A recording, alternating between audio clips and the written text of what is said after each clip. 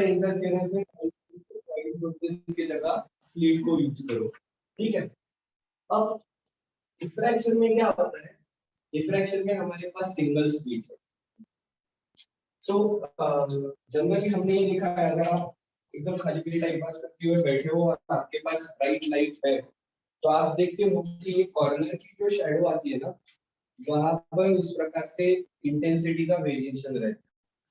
कोई भी जो कॉर्नर की एज की शैडो जो है वो actually straight crystal clear edge आनी चाहिए, बट ऐसे ना होते हुए वहां पर इंटेंसिटी का वेरिएशन आता है।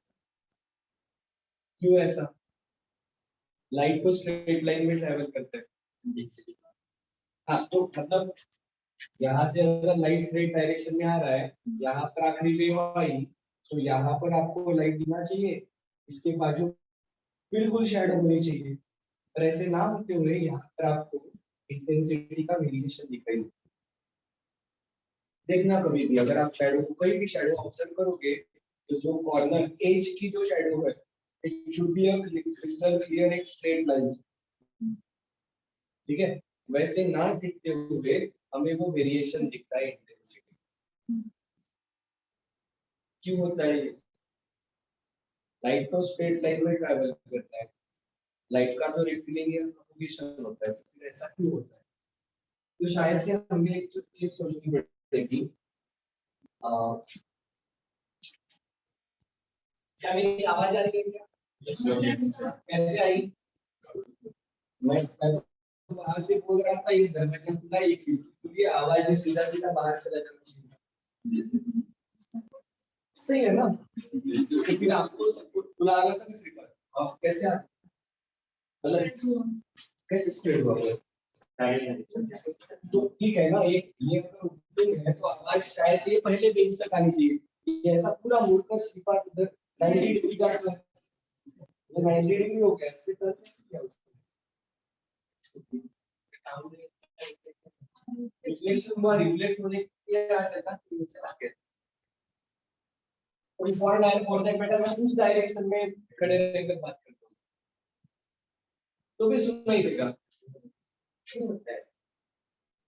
त्याला दाराच्या बाहेर म्हटलं आणि त्याला तिकडे ग्राउंडच्या बोल तरी त्याचा आवाज आपल्याला येतो। जो एक चीज तो आप भी कह रहे हो, वो आधा करंट है, उसका लाइट सब साउंड सब डायरेक्शन में जाता है, बट उससे भी इम्पोर्टेंट पार्ट है sound wave, it can bend around object, ठीक है, sound can bend around object. So क्या वही रीजन यहाँ पर इन्वॉल्व है, लाइट का भी वेव नेचर है, एंड लाइट ये ऑब्जेक्ट के कॉर्नर से बेंड होना चाहिए। एक्चुअली वो अगर ऑब्जेक्ट छोटे में रहेंगे तो वो ऑब्जेक्ट को पूरा क्रॉस करके पीछे वाले साइड में भी जा सकता है, if the objects are that much smaller. चाहे ऐसे स्कैटरिंग में हम ऐसा कह सकते हैं कि ऑब्जेक्ट इतने छोटे हैं कि लाइट पूरा बेंड हो सकता है। अगर उस लेवल के छोटे छोटे ऑब्जेक्ट आ गए तो लाइट का ये वेव नेचर पिक्चर में आ जाएगा। अभी हमारे साथ क्या होता है कि हमारे ऑब्जेक्ट लाइट की जो वेवलेंथ है, हमने देखी है नैनोमीटर, उस रेंज की है। हमारा जो फिजिकल लाइट है नैनोमीटर, नैनोमीटर के सामने हमारी साइज, नॉर्मल ऑब्जेक्ट की साइज ये 38 मीटर में 10 टू द पावर 9 टाइम्स बड़ी है। सो ये ऑब्जेक्ट जिसके बारे में हम बात करते हैं, फॉर एग्जांपल एक मोबाइल, ये मिलीमीटर का भी होगा तो भी जो हेड वेव्स है उसके सामने 10 टू द पावर 6 बहुत ज्यादा बड़ा है। सो इसके कारण ये लाइट का बेंडिंग इतना अच्छे से हमें ध्यान में देगा। बट अगर ये बहुत छोटे हो गए, या जैसे हम कह रहे हैं कॉर्नर के बारे में बात कर रहे हैं, एज के बारे में, सो एज जितनी छोटी रहेगी, जितनी शार्प रहेगी, उतना हमें ये लाइट का बेंडिंग, एंड बेंडिंग है मतलब वेव नेचर है फिर से, और वेव नेचर है तो वेव का जो फिनोमेनन है सुपरपोजिशन वाला, वो हमें ध्यान में आएगा क्योंकि वो बेंड होता है, ठीक है। एंड इस प्रकार से सिंगल स्लिट से अगर जैसे हमारा इंटरफेरेंस पैटर्न दिखा था वैसे अगर पैटर्न दिखता है तो उसे कहा जाएगा डिफ्रैक्शन, ठीक है। थोड़ी थोड़ी बैकग्राउंड ध्यान में आ रहा है? अब थोड़ा इसे समझ लेते हैं क्या आज एक्चुअली आपको कुछ चीजें दिखने लग जाए।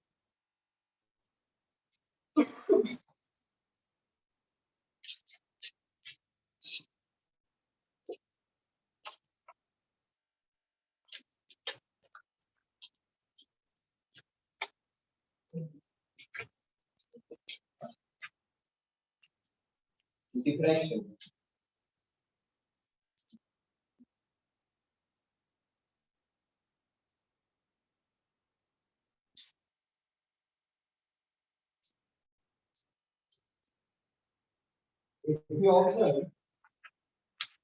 if we observe shadow cast by opaque object mostly shadow cast by cast shadow appear होते shadow opaque object के कारण shadow तैयार होती है shadow cast by an opaque object closely मतलब क्या डिटेल में अगर हम इसे देखने की कोशिश करते हैं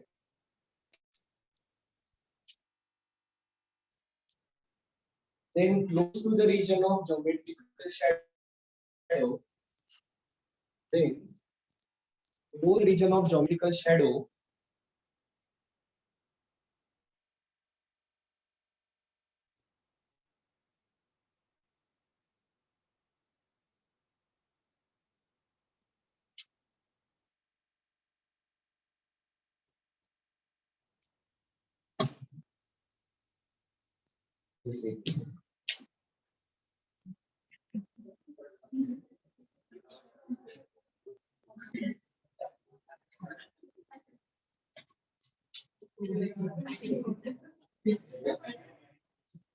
close to the region of geometrical shadow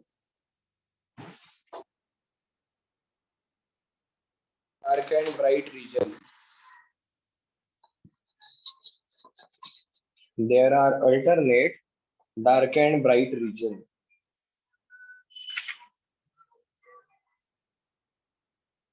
just like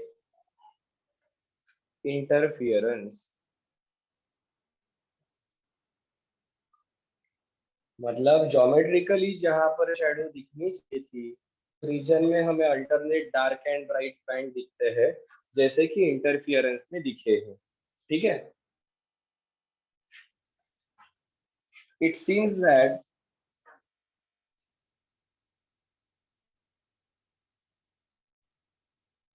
light turn around the corners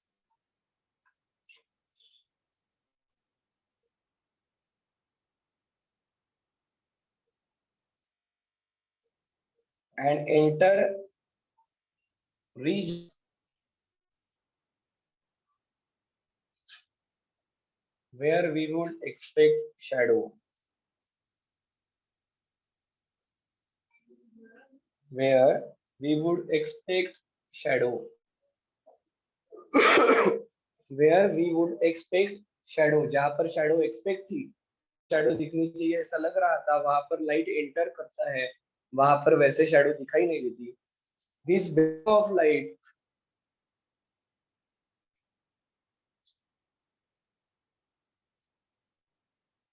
this bending of light from the edges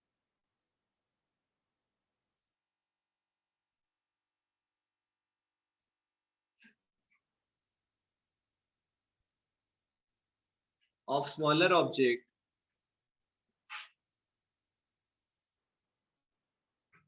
is called as diffraction.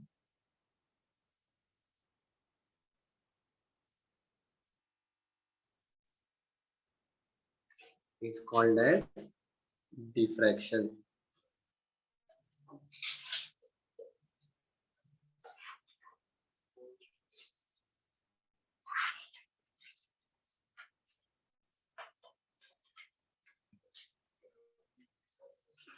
तो देखो अभी क्या हो रहा है ये हमारी कोई एक स्लिट है इसे जरा समझ लो फिर अपन आगे जाएंगे आराम से so this is single slit so ये पूरा का पूरा ओपन पोर्शन है ठीक है यहां से कोई एक प्लेन वेव फ्रंट आ रही है प्लेन वेव सभी पार्टिकल्स आर इन फेज। तो ऐसे ऐसे ऐसे ऐसे ऐसे ऐसे यहाँ पर आ गई। अब यहाँ से अराउंड द कॉर्नर होगी और इस पूरे रीजन में।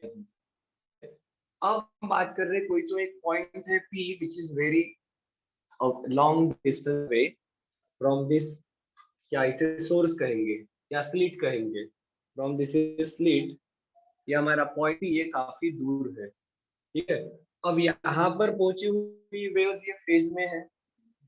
ठीक है, यहाँ से जो वेव्स आई वो टुवर्ड्स पॉइंट पी जा रही है। ठीक है, तो क्या हम बीच का पाथ डिफरेंस या पॉइंट पी पर पहुंचते पहुंचते जैसे यहाँ तक पैरेलल आ गई, यहाँ पर भी इसके आगे ये पैरेलल टू ईच अदर जा रहे हैं। ठीक है, अब आपको ध्यान में आएगा कि ये जो डिस्टेंस रहेगा ये बहुत दूर है। ये डिस्टेंस है स्लिट का, ये है, इट्स एक्चुअली ऐसा होगा।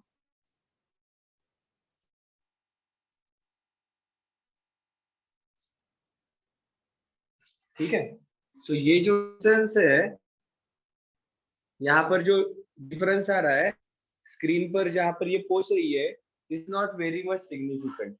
जो कुछ भी सिग्निफिकेंट डिस्टेंस आ रहा है पाथ में इसके, वो ये एन क्यू वाला डिस्टेंस रहेगा, क्योंकि इसके आगे तो ये पूरा पैरेलल टू पैरेलल ट्रैवल करने वाला है। यहाँ तक पैरेलल ही आए, ये फेज में थे, इसके आगे भी ये पैरेलल ही जा रहे हैं। ठीक है, पैरेलल ही जा रहे हैं मतलब इनका पाथ डिफरेंस अगर निकालना होगा तो बेसिकली ये डिस्टेंस है, बाकी इसके आगे का पार्ट तो ये इस प्रकार से पैरेलल ट्रैवल कर रहा है। ठीक है, और ये पी पॉइंट बहुत दूर है, इसलिए भले ही आपको लग रहा है कि सर इसको ज्यादा डिस्टेंस ट्रैवल करना है, इसको कम करना है, ऐसा नहीं रहेगा, क्योंकि एक्चुअल केस ये रहने वाला है। फॉर दैट मैटर हमारी स्लिट इससे भी छोटी रहेगी और ये स्क्रीन का डिस्टेंस कंपैरेटिवली ज्यादा है। ठीक है, सो पॉइंट इज यहाँ पर हमारा पाथ डिफरेंस कितना रहे पॉइंट पी पर पहुंचते पहुंचते, तो it will be this N Q.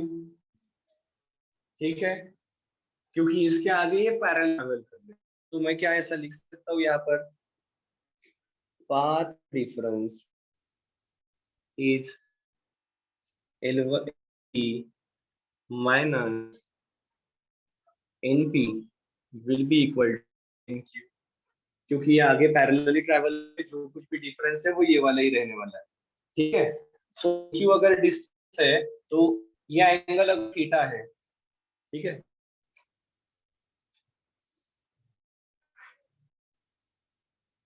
तो क्या मुझे ये एंगल मिल जाएगा क्या?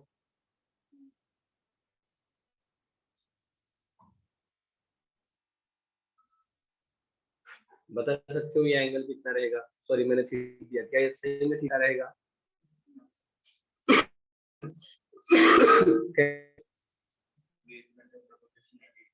देखो, ये हॉरिजॉन्टल लाइन है, ये वर्टिकल लाइन है, सो ये टोटल एंगल 90, सो ये हो गया 90 माइनस थीटा। ये 90 डिग्री है, ये 90 माइनस थीटा है, तो ये हो जाएगा थीटा। पक्का? देखो थीटा है, ये हमारी स्लिट वर्टिकल, इसको ये परपेंडिकुलर है, तो ये टोटल 90 हो गया, उसमें से थीटा चला गया, तो ये वाला जो एंगल है ऊपर वाला, दिस इज 90 माइनस थीटा। ठीक है, ये 90 है क्योंकि wave front end direction of propagation is perpendicular, तो ये 90 हो गया, ये 90 प्लस थीटा है, तो ये डेफिनेटली होगा थीटा। ठीक है, ये थीटा है, स्लिट की विड्थ a है, क्या ये डिस्टेंस आ जाएगा? साइन थीटा क्या आएगा? Opposite upon hypotenuse. अपोजिट कौन है? एन क्यू, हाइपोटेनियस कौन है? N, so N Q equal to L N मतलब ए साइन थीटा। अगर थीटा एंगल बहुत ज्यादा नहीं है, थीटा छोटा है, ठीक है,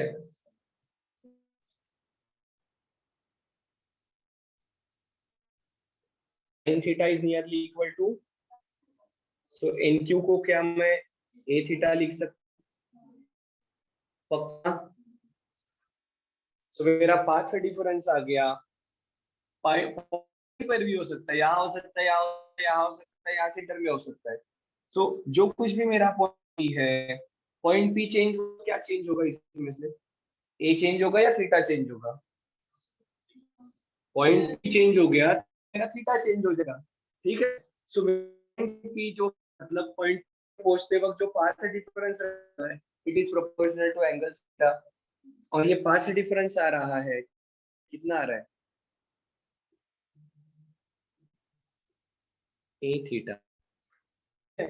और अब हम पहले डायरेक्टली कह देते हैं कि कौन से ऐसे पॉइंट रहेंगे जहां पर कंडक्टिव इंटरफियरेंस होगा एंड कौन से ऐसे पॉइंट है जहां पर डिस्ट्रक्टिव इंटरफियरेंस होगा। लिख लो इतना पार्ट, मतलब अपनी जगह खाली हो जाए।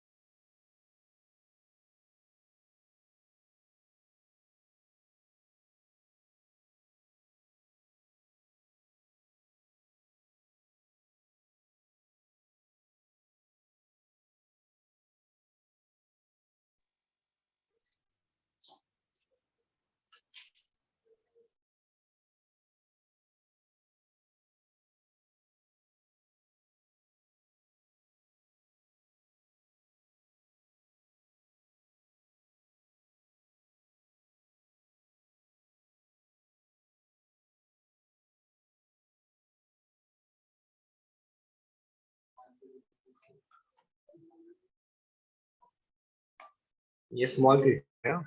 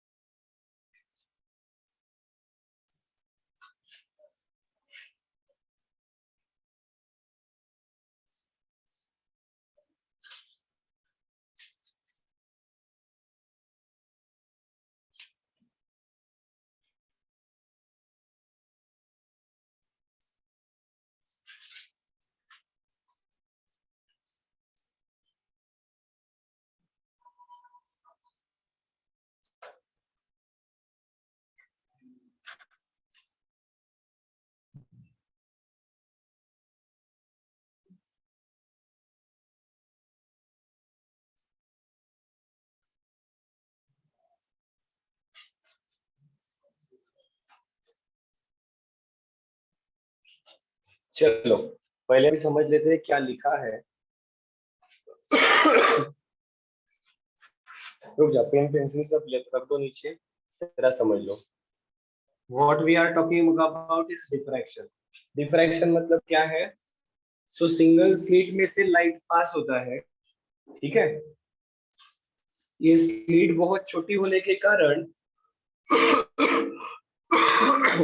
इस स्लिट बहुत छोटी होने के कारण लाइट वेव नेचर यहाँ पिक्चर में, ठीक है। तो हमने क्या कहा, यहाँ एक वेव इस एंड से निकलेगी, एल से, दूसरी एंड से निकलेगी। सो जब ये साइमल्टेनियसली यहाँ पर पहुंच रही है पॉइंट पी पर, तो एल से निकले वाली लेंथ एलपी रहेगी, एल से निकले वाली लेंथ एनपी रहेगी, ठीक है। सो इनके बीच का पाथ डिफरेंस रहेगा एलपी माइनस एनपी एक्चुअली। इसको मॉड ले लेता हूँ, कोई प्रॉब्लम नहीं, ठीक है। मॉड लिया मतलब पॉजिटिव डिफरेंस कंसीडर करने वाले। सो एलपी माइनस एनपी आ जाएगा एनक्यू, ये वाला पार्ट, क्योंकि इसके आगे ये पैरेलली प्रोपोगेट हो रहा है। अब हमने देखा एनक्यू, ये राइट एंगल ट्राइंगल में ये थीटा है, ये हाइपोटेनियस है ए, तो एनक्यू आने वाला है ए साइन थीटा। अगर थीटा बहुत छोटा है तो sine theta is nearly equal to theta and N Q will be A theta, इसलिए हमने पाथ डिफरेंस को कहा ए थीटा। इसका मतलब क्या है,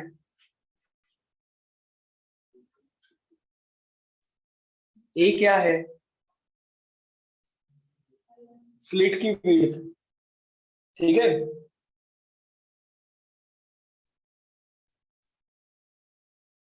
और थीटा क्या है, एंगल किसके साथ, पॉइंट का हमारे हॉरिजॉन्टल के साथ बनाया हुआ एंगल है, सही है, पक्का।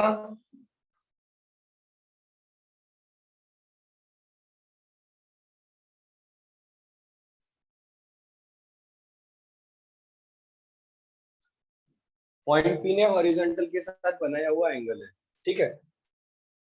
तो फिर हमने क्या कहा, ठीक है, अगर हम कोई दो पॉइंट कंसीडर करते हैं M1 and M2 which are separated by distance y, तो M से भी कोई एक वेव जाएगी, M2 से भी कोई एक वेव जाएगी। ये जब पहुंचेगी तो इनके बीच का पाथ डिफरेंस हम लिख सकते हैं क्या, जैसे यहाँ पर स्लिट विड्थ इनटू एंगल था, पॉइंट P के लिए इनका एंगल सेम रहेगा। सो M1 M2 से निकली हुई जो वेव है उनके लिए पाथ डिफरेंस रहेगा y थीटा, ठीक है, पक्का, ओके। अगर पाथ डिफरेंस जाने आ रहा है तो अब देखो, हमने कंडीशंस बताई कि सेंट्रल मैग्मा जो कि थीटा इक्वल टू 0 पर आएगा, क्यों ऐसा, तो बिल्कुल सिंपल है, एल से ओ एंड एन से ओ क्या इक्वी डिस्टेंट है? Path difference 0। इंटरफियरेंस कैसा रहेगा या सुपरपोजिशन कैसा रहेगा? कंस्ट्रक्टिव। अब ये एल के बिल्कुल नीचे वाला एक पॉइंट है, वैसे एन के ऊपर वाला भी एक पॉइंट है, तो इनका पाथ डिफरेंस m1 m2, ये सेंटर पॉइंट से जितना m ऊपर है उतना ही m2 नीचे है, सो यहाँ से भी वो इक्वी डिस्टेंट है।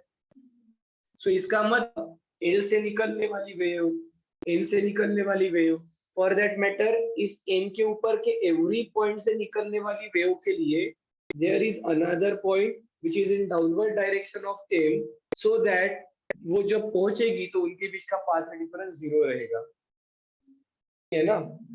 ऊपर वाले पॉइंट के लिए करस्पॉन्डिंग नीचे वाला पॉइंट है, पाथ डिफरेंस 0 आ रहा है। पाथ डिफरेंस 0 आ रहा है तो वहां पर क्या होगा? Constructive interference.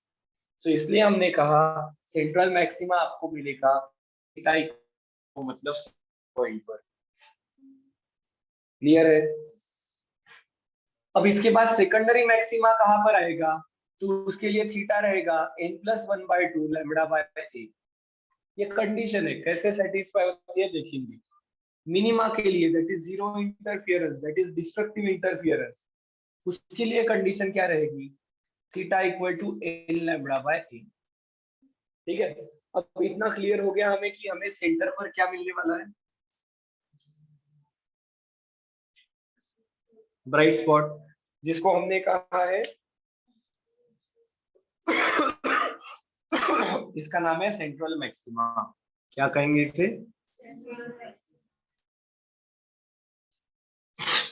अब देखो, consider first angle theta where part difference is lambda. ठीक है, एक कोई तो एंगल थीटा है जिसके लिए ये पार्ट डिफरेंस मतलब NQ है लैम्बडा।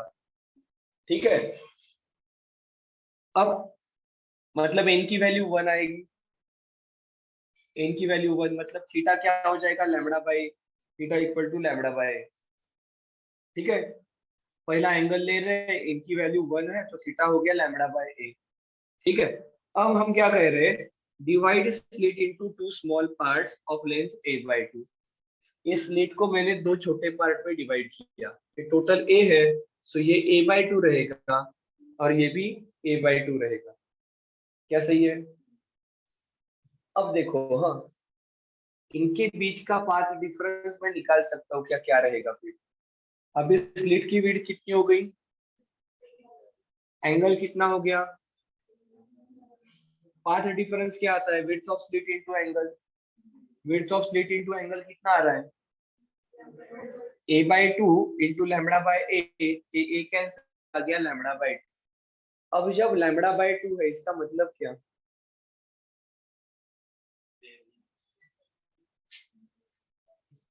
डिस्ट्रक्टिव इंटरफियरेंस होगा, मतलब जो वेव्स पहुंचेगी उनका डिस्ट्रक्टिव इंटरफियरेंस होगा।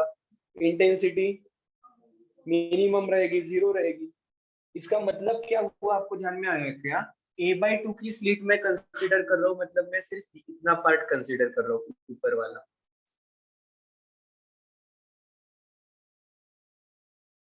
ठीक है, और अब इनके बीच का पाथ डिफरेंस कितना आ रहा है? Lambda by 2। पाथ डिफरेंस कितना आ रहा है? Lambda by 2। इसका मतलब क्या है? इसका मतलब ऐसा है कि देखो, ये पूरी स्लिट है ए, पहला एंगल कंसीडर कर रहे हैं जिसके लिए ये पार्ट डिफरेंस लैम्बडा है, तो अगर हम स्लिट का आधा पार्ट कंसीडर कर रहे हैं तो ये पार्ट डिफरेंस लैम्बडा बाय 2 आएगा। ये जो सिमिलर ट्रायंगल हो गए ना। ओके, अब इसका मतलब क्या है ये जरा अच्छे से समझ लो, आपको पूरा इंटरफियरेंस क्लियर होगा। इसका मतलब ऐसा है, यहां से जो वेव निकली और यहां से जो वेव निकली, इनके बीच का पाथ डिफरेंस कितना है? Lambda by 2। लैम्बडा बाय 2 मतलब out of phase, phase difference हो जाएगा इसका। पाथ डिफरेंस किसका कहा आपने? लैम्बडा बाय 2 का। Lambda by corresponds to path phase difference of pi, मतलब यहाँ की वो टी पॉइंट पर जाने के बाद पार्टिकल को ऊपर लेकर जाने की कोशिश करती है तो यहाँ की वे उसको, और इसलिए वहां की डिस्प्लेसमेंट 0, इंटेंसिटी 0। अब यहाँ का एक पॉइंट रहेगा, उसके करस्पॉन्डिंग एक पॉइंट यहाँ रहेगा। ये अगर उसको ऊपर लेकर जाने की कोशिश करेगा तो ये, सो फॉर दैट मैटर ये ऊपर वाले a/2 के एवरी पॉइंट के लिए नीचे वाले a/2 का एक पॉइंट है कि जहां से निकलने वाली वेव वहां पर जाकर डिस्ट्रक्टिव इंटरफियरेंस कर रही है। ठीक है, मतलब ये ऊपर वाले पार्ट से निकलने वाले सभी वेव्स के कारण पॉइंट पी की जो डिस्प्लेसमेंट हो रही है उसको कैंसिल करने का काम ये नीचे वाले a/2 के पार्ट की एवरी करस्पॉन्डिंग वेव कर रही है। इसके कारण पॉइंट पी पर नेट डिस्प्लेसमेंट कितनी होगी? आया क्या ध्यान में? यहाँ पर दो सोर्स नहीं है, यहाँ पर बहुत सारा सोर्स, पर it is infinite source. Slit के बीच पर एक सोर्स है, बट कंडीशन ऐसे आ रही है कि फॉर पॉइंट सोर्स उसको करने वाला पॉइंट सोर्स नीचे बैठा है और इसके कारण पॉइंट पी पर नेट डिस्प्लेसमेंट 0 आ रही है। डिस्प्लेसमेंट 0, पाथ डिफरेंस λ/2 का, इसलिए डिस्प्लेसमेंट 0 है। मतलब इंटरफेरेंस कैसे आएगा? डिस्ट्रक्टिव। आया क्या ध्यान में? ठीक है, अब दो वेव्स नहीं है, अभी बहुत ज्यादा वेव्स है। It is collection of point source, but still principle कौन सा इन्वॉल्व है? सुपरपोजिशन का। प्रिंसिपल किसका इन्वॉल्व है? सुपरपोजिशन का। आया क्या ध्यान में? सो ये कौन सी कंडीशन हमने कंसीडर की? थीटा n = 1 की डिस्ट्रक्टिव इंटरफेरेंस, मतलब ये वाली केस है। λ/a, यही तो कंसीडर किया ना हमने, थीटा λ/a। ठीक है, ध्यान में किसकी का? डिस्ट्रक्टिव। अब इतना लिख लो, ये वाला पार्ट और ये वाला पार्ट खाली कर दो, मतलब कंस्ट्रक्टिव के लिए क्या होगा वो बताता हूँ।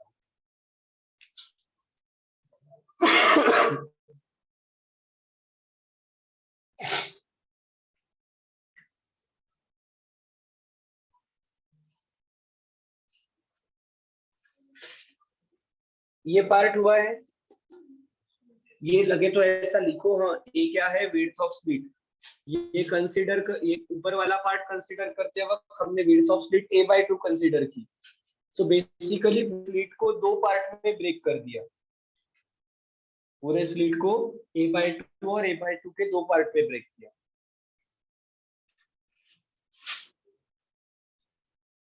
इसे करो इरेज।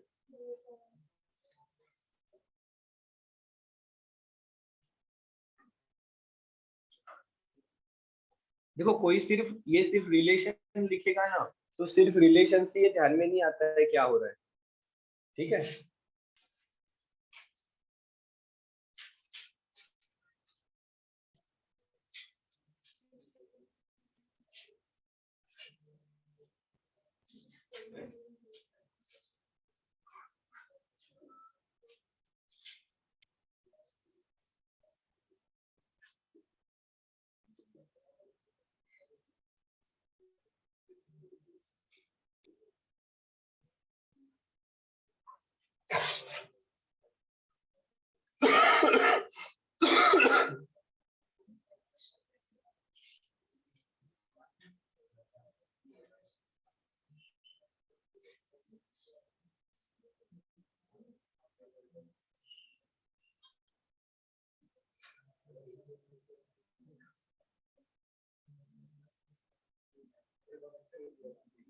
अरे प्रेरक आवाज नहीं।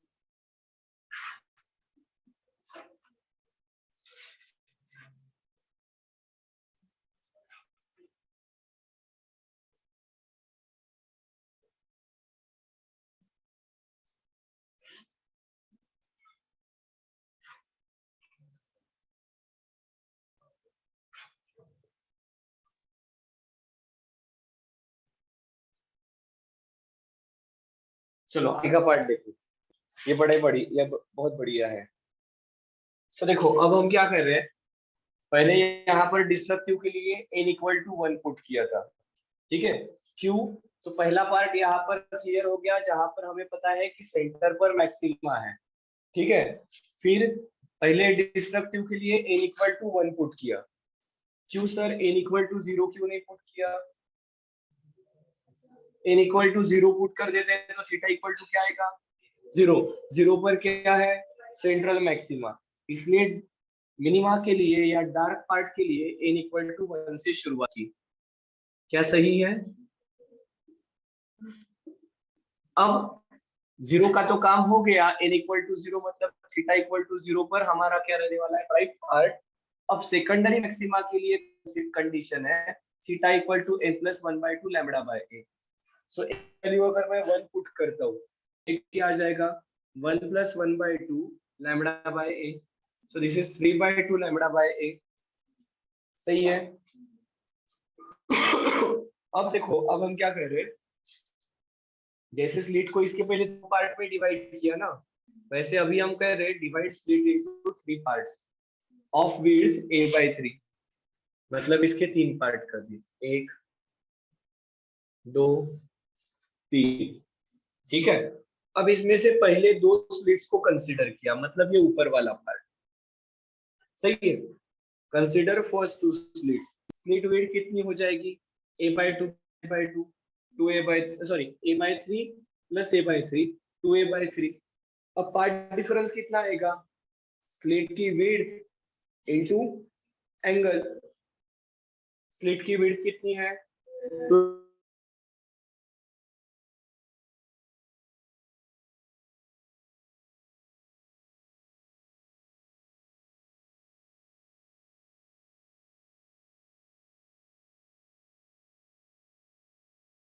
पार्ट डिफरेंस आ रहा है लैम्बडा।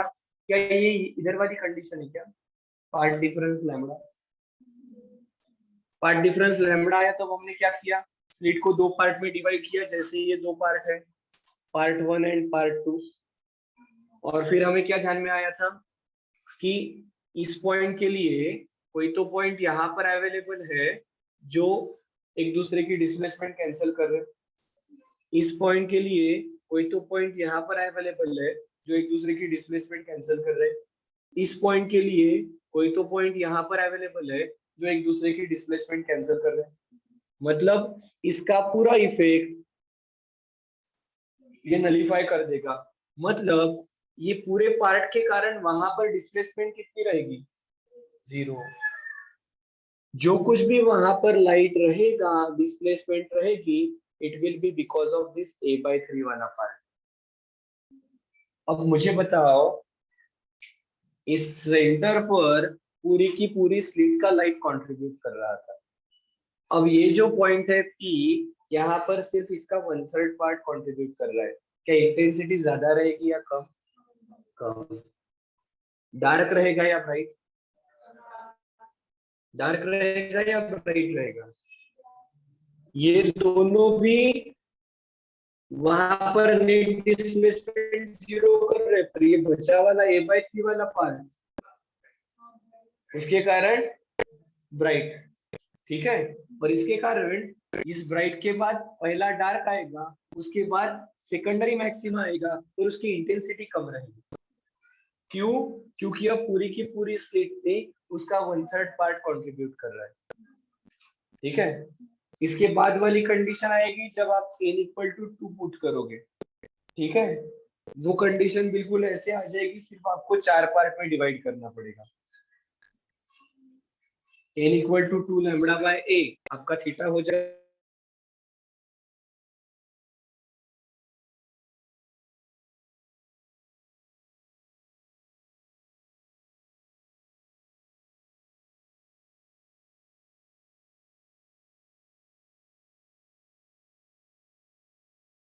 पुट करते हैं, स्लिट को 4 पार्ट में डिवाइड करने वाले हैं। अगेन क्या आने वाला है?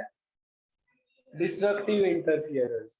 फिर क्या केस आएगी? n इक्वल टू पुट करोगे, n इक्वल टू 2 पुट करोगे तो ये क्या आने वाला है? 5/2 लैम्बडा बाय a। अब यहाँ को आप डिवाइड करोगे 5। अब क्या होगा, पहला पार्ट इसको दूसरा कैंसिल करेगा, तीसरा पार्ट इसको चौथा कैंसिल करेगा, सिर्फ a/5 वहां के इंटेंसिटी में कंट्रीब्यूट करेगा। और इसके कारण जैसे सेंटर से दूर दूर जाते इंटेंसिटी कम होते जाती है। ध्यान में डार्क के लिए फर्क नहीं पड़ेगा, डार्क पर जैसे दूर जाए वैसे वैसे इंटेंसिटी कम होते जाएगी। क्या आया क्या ध्यान में? पक्का? ठीक है।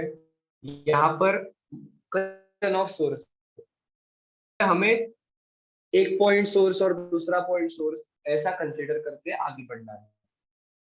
ठीक है, चलो इतना फिर कुछ थ्योरी लिखते हैं।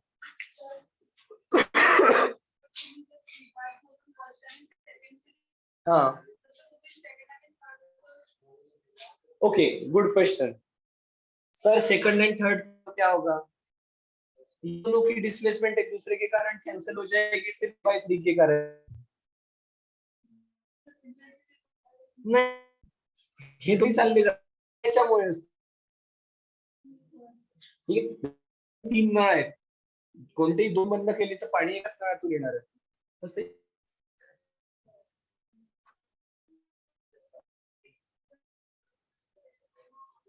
ये लिखने की जरूरत नहीं है, ये लिखने की जरूरत नहीं है।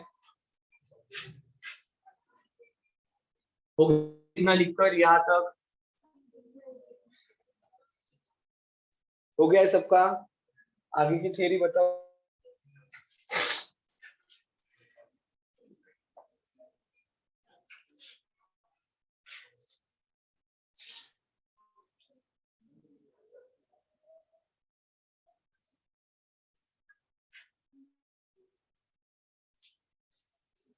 तो एक्चुअली मुझे सिर्फ एक पार्ट बता दो, सही अपीयरेंस एंड डिफ्रैक्शन में क्या डिफरेंस है? हाँ, बात तो क्या की वेव और की वेव, और उनका वहां क्या होने वाला है, सुपरफिजिकली इन्वॉल्व है दोनों में भी, सुपरपोजिशन ऑफ वेव्स। ठीक है, डिफरेंस क्या है? बस नंबर ऑफ सोर्सेस पे डिफरेंस। अगर 2 सोर्सेस है तो हम उसे कहेंगे इंटरफियरेंस, एंड मल्टीपल सोर्सेस है तो, ठीक है, चलो।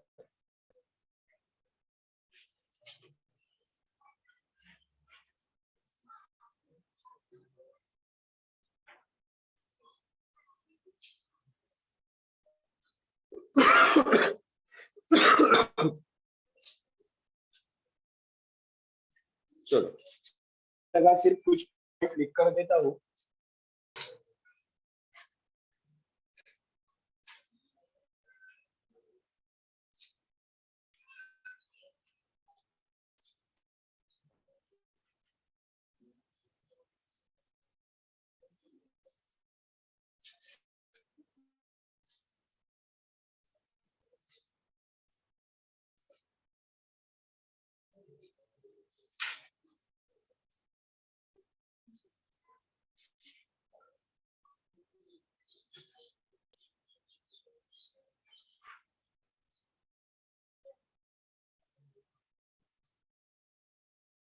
ये हो गया है ना?